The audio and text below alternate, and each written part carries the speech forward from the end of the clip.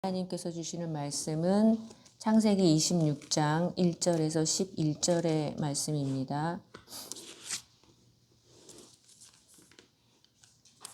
창세기 26장 1절에서 11절까지의 말씀 함께 교독하겠습니다.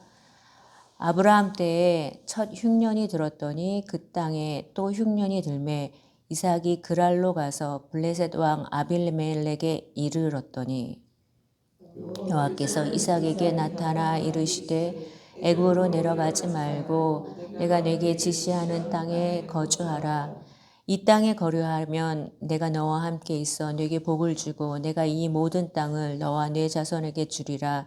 내가 네 아버지 아브라함에게 맹세한 것을 이루어 네 자손을 하늘의 별과 같이 번성하게 하며 이 모든 땅을 네 자손에게 주리니 네 자손으로 말미암아 천하 만민이 복을 받으리라. 이는 아브라함이 내 말을 순종하고 내 명령과 내 계명과 내 율례와 내 법도를 지켰음이라 하시니라.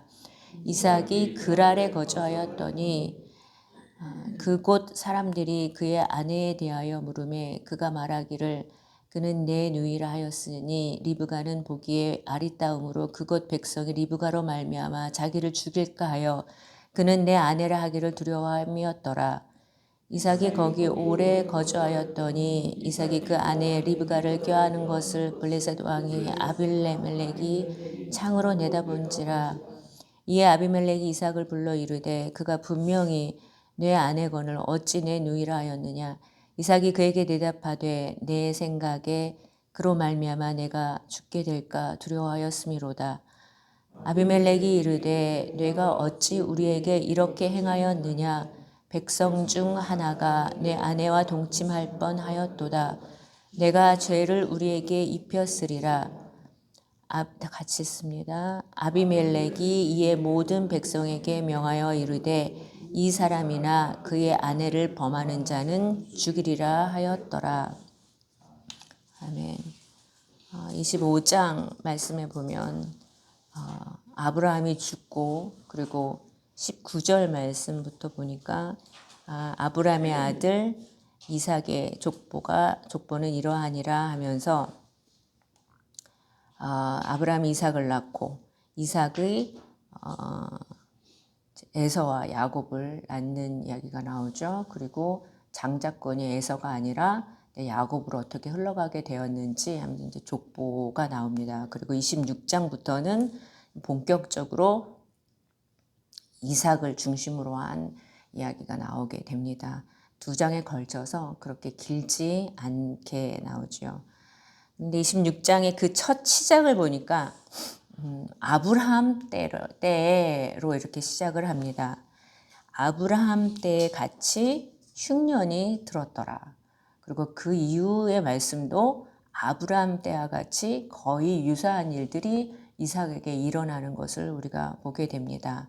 이 말씀 안에서 우리가 하나님이 아브라함에게 주신 그 언약이 어떻게 계승이 되고 그리고 또 그 계승되는 과정 안에서 우리에게 정말 중요한 의미가 있음을 보여주고 계십니다. 먼저 오늘 본문 말씀을 통해서 가장 먼저 첫 번째는 아브라함 때와 같이 이삭 역시 고향 친척 아버지를 떠난 나그네의 삶을 살았음을 우리가 볼 수 있습니다. 이삭이 가나안에서 태어났지만 아직도 그 이삭에게 가나안은 낯선 땅이었던 것입니다.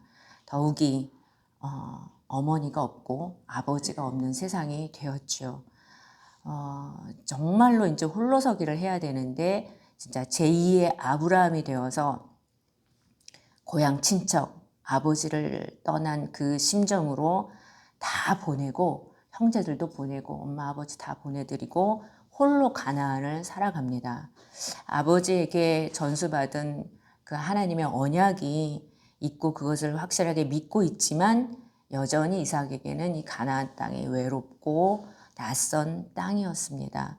태어났지만 이곳에서 여전히 이방인이고 외국인이고 그리고 타인이었기에 언제 그 적의 위협을 받을지 모르는 그런 두려움 가운데 살았던 것 같습니다. 심지어는 아내의 미모조차도 죽음의 위협이 되는 그런 상황 가운데 또는 그런 두려움 속에서 살았으니 얼마나 그 가나안의 삶이 긴장되는 삶이었을까요? 성도들에게도 이 세상이 그러한 것 같습니다. 하나님의 부르심에 때문에 우리가 우육적인 삶을 떠났지만 이 세상은 이방의 땅이고 우리의 신분은 천국 하늘 시민권을 가지고 있고 그렇기 때문에 이곳에서의 삶은 외국인이고 나그네의 삶입니다.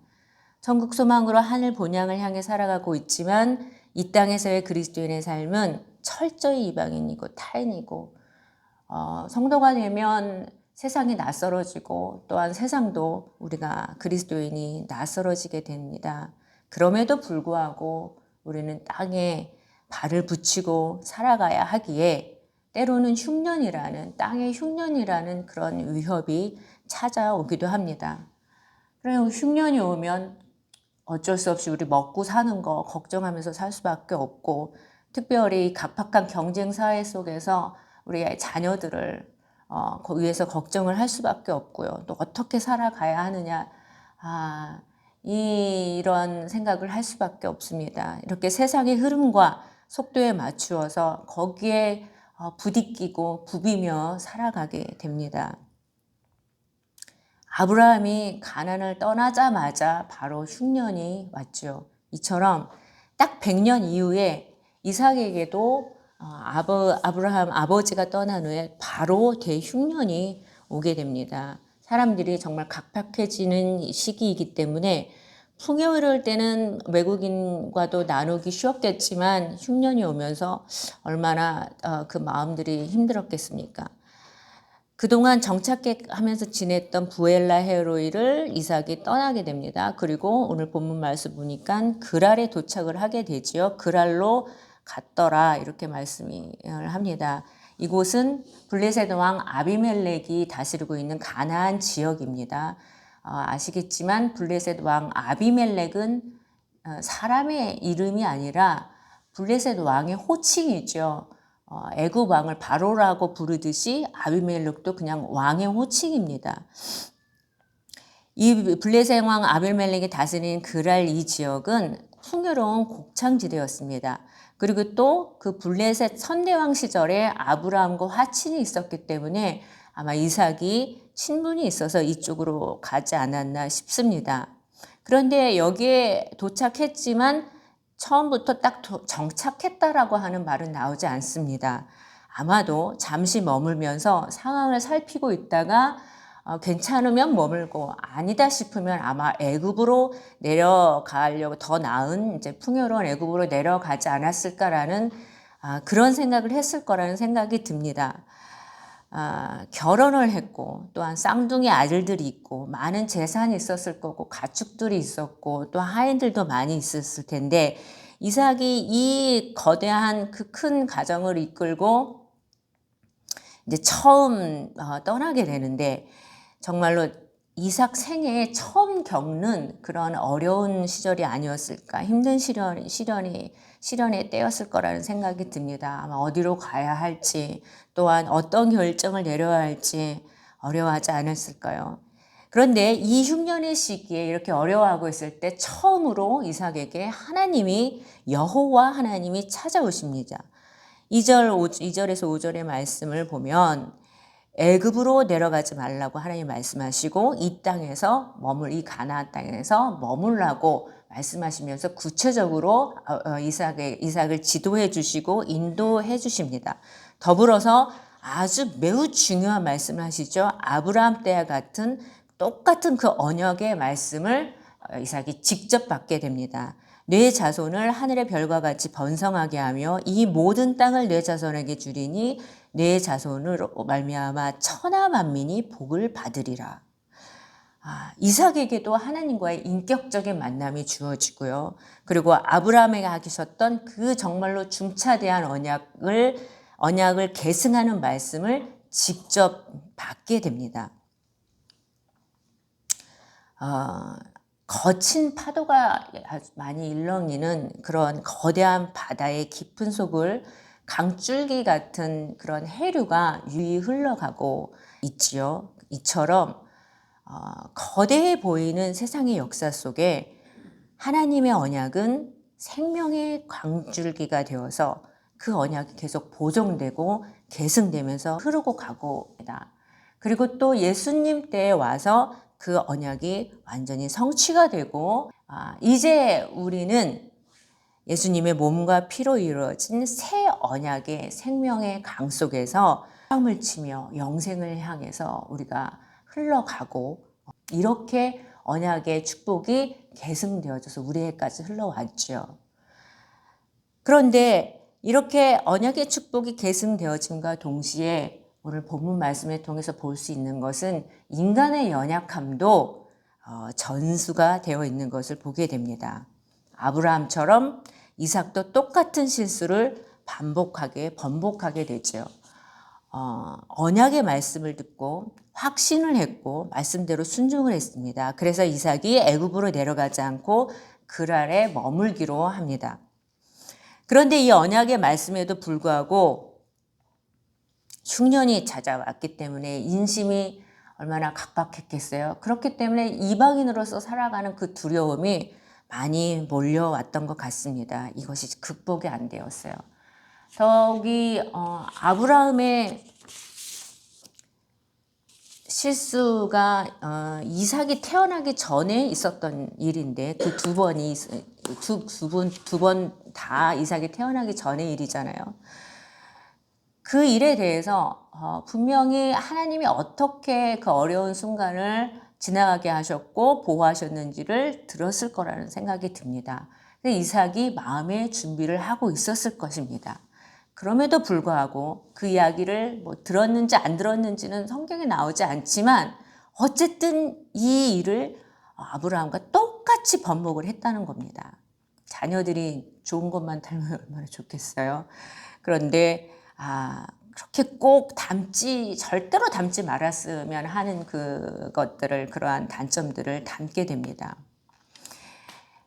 아브라함 아버지와 이삭 아들의 기질이 비슷했던 것 같습니다. 싸움꾼이기보다는 좀 온화한 사람들이었고요. 또 모험보다는 아마도 안정을 추구하려는 사람이었고 위협적인 상황에서 취약한 좀 겁이 많은 사람들이었던 것 같습니다. 사실 이런 기질은 낯선 땅에서 이방인으로 살아가며 땅을 차지하기에는 역부족한 그런 기질들이죠. 가나안을 살아가기에 사실 얼마나 힘들었을까 하는 생각이 듭니다. 얼마나 두려웠으면 아내를 희생시키면서까지 자기의 생명을 유지하려고 했을까. 더욱이 그 언약에는 자녀에 대한 언약이었기 때문에 아내가 묶여 있단 말이에요. 그것을 알고 있었을 텐데 그 죽음의 두려움을 이기지 못했던 것입니다. 남자로서도 너무나도 수치스러운 일이었습니다. 그것도 아브라함은 한 번도 아니고 두 번이나 일을 저질렀었고요. 심지어 그 아들 이삭도 똑같이 그 실수들을 번복하게 됩니다. 정말 과연 이들이 그 언약을 하나님의 언약의 대를 이을 자격이 있는 자들인지 사실 모르겠습니다. 인간적으로 보면. 그런데 창세기는 또 굳이 이 사건을 3번 다 기록을 하고 있습니다. 왜 그럴까요? 분명히 매우 중요한 이유가 있기 때문일 것입니다. 이 말씀은요, 얼마나 이들이 연약한 인간인가를 확인시켜 줍니다. 또한 언약 백성으로서 자격이 없는 사람이었다라는 것을 보여주고 있습니다. 그런데 하나님께서 이 자격 없는 인간들을 택하셨다라는 거예요. 선택하셨다라는 거예요. 하나님은 선택하심에 있어서 실수나 후회함이 없으십니다. 그런데 왜 이들을 선택하셨나? 결단코 반드시 하나님이 이 연약한 자들을 언약의 백성으로 만드실 수 있었기 때문입니다. 그래서 하나님의 선택은 전적인 은혜라는 거죠. 그것을 이 말씀을 통해서 보여주시기 위함입니다. 복음을 보여주시기 위함입니다. 이렇게 3번의 반복된 사건에 대해서 하나님의 반응이 다 똑같습니다. 이 반응을 통해서 우리는 그 은혜의 의미를 더 분명하게 볼 수가 있게 되는데요. 하나님이 아브라함과 이삭에게 죄를 묻지 않으셨어요. 그렇죠? 그리고 그들의 연약함을 질타하지도 않으셨어요. 그냥 그들과 아내들을 보호해 주셨고, 편들어 주셨고, 위협하는 이들을 오히려 혼내 주셨고요. 더 이상 그들이 아브라함과 이삭을 건드리지 못하게 그렇게 해 주셨어요. 그리고 두려움에 떨던 아브라함과 이삭이 그 지역에서 어깨를 펴고 살 수 있도록 정말 모든 조치를 말도 안 되게 다 해주셨죠. 더 큰 은혜를 내려주셨습니다. 이 말씀은요, 죽음의 위협, 그 두려움에 떠는 연약한 인간을 감싸 안으시고 하나님 스스로 언약을 이루어 가셨고 승리하셨음을 보여주고 있습니다. 하나님의 생명의 언약이 죽음을 두려워하는 연약한 인간을 끌어안고 대대로 계승되어지고 있습니다. 그리고 결국에는 내 자손으로 말미암아 천하 만민이 복을 받으리라 하신 그 아브라함의 자손 누구죠? 예수님이죠. 예수 그리스도로 인해 언약이 절정에 이르게 되고 성취가 되게 됩니다. 그리고 예수님께서 인간의 모든 죄와 연약함을 다 끌어안으시고 죽으시고 부활하심으로 그토록 두려워하던 죽음의 위협을 끝내고 그리고 승리하셨습니다. 그리고 그 승리의 전리품으로 엄청난 생명 누림의 축복을 우리에게 선사해 주시는 것을 믿습니다. 그런데 아브라함의 때와 이삭의 경험 때가 완전히 똑같지는 않습니다. 약간의 차이가 있는데 그 차이에서 또한 우리는 중요한 의미를 볼 수가 있습니다. 아브라함의 흉년의 때와 다르게 하나님께서 이삭이 애굽에 내려가는 것을 미리 막으셨죠. 그리고 이삭은 거기에 순종했습니다. 그리고 이삭과 리브가가 함께 있는 것을 아비멜렉이 미리 보게 하셨어요. 그래서 부부임을 알게 되었고 또 리브가가 사라 때보다 그렇게 더 큰 어려움에 들어가지를 않게 됩니다. 그러니까 미리 다 이렇게 조치가 취해집니다. 또 이미 당시 이삭 당시의 아비멜렉이 선대왕 때에 아브라함과 친선을 맺고 있었기 때문에 그 아비멜렉을 통해서 그 이야기를 알고 있었을 거예요. 그래서 그것을 듣고 그리고 또 알고 있었고 또한 그 아브라함의 하나님에 대해서 두려워하고 있었기 때문에 그냥 바로 조치를 취하죠. 저주받기 전에 미리 조치를 취하고 아비멜렉 자신의 가정도 보호하고 이스라엘 가정도 보호하게 됩니다. 더욱이 모든 백성에게 다 경고를 해서 이삭의 가정을 절대 건드리지 말라고, 건드리면 다 죽는다, 이렇게 경고까지 하게 됩니다. 정말 놀라운 하나님의 보호하심을 받습니다. 보세요. 아브라함의 상황 때보다 이삭의 때가 훨씬 더 나아지는 것을 보죠. 쉽게 가죠. 똑같이 잘못을 저질렀는데 아들의 때에 더 쉽고 또 속전속결로 일들이 잘 마감이 되는 것을 보게 됩니다. 언약이 조금씩 성취되어 가고 있습니다. 비록 인간의 그 연약함은 계속 흐르고 있지만 하나님의 언약은 점점 더 그 연약함을 통해 인간의 연약함을 뚫고 더 확장되는 것을 볼 수가 있습니다. 상황이 더 나아지고요. 가나안 가운데 아브라함의 자손의 영향력이 더욱 확장이 됩니다. 그리고 야곱의 때에 더 확장이 되고 12명의 아들을 낳으면서 더 확장이 되고 또한 요셉의 때에는 정말 말도 안 되는 확장이 일어나게 되죠. 한 사람을 선택하시고 하나님의 한 가정을 선택하시고 이렇게 하나님께서 그 언약을 직접 이루어 가십니다. 비록 우리의 연약함이 자손들에게 물려질 수도 있을 겁니다. 그러나 하나님의 말씀, 하나님의 약속 위에 약속을 믿는 그 믿음 가운데 우리가 서 있기를 바랍니다. 또한 그 약속이 계승되는 물줄기, 그 은혜 안에 거하기를 바랍니다. 하나님께서 우리의 가정 안에 대대손손 영적으로나 육적으로나 그래서 하나님의 나라가 더욱더욱 확장되게 하여 주실 줄로 믿습니다. 그래서 이 시간에 우리 함께 기도할 때 하나님 불러주시고 또한 우리에게 언약을 성취해 주시고 우리의 연약함에도 불구하고 우리에게 은혜를 주셔서 그 언약의 성취의 한가운데 우리가 서게 하여 주신 것을 감사합니다. 기도를 하시고요. 또한 교회의 다음 세대를 통해서 복음이 더욱 계승되게 하여 주시고 또한 우리의 가정 안에서 하나님의 약속이 또한 그 복음이 더욱더욱 확장되게 하여 주십시오. 이 제목을 가지고 또한 개인 제목을 가지고 기도의 제목을 가지고 기도하도록 하겠습니다.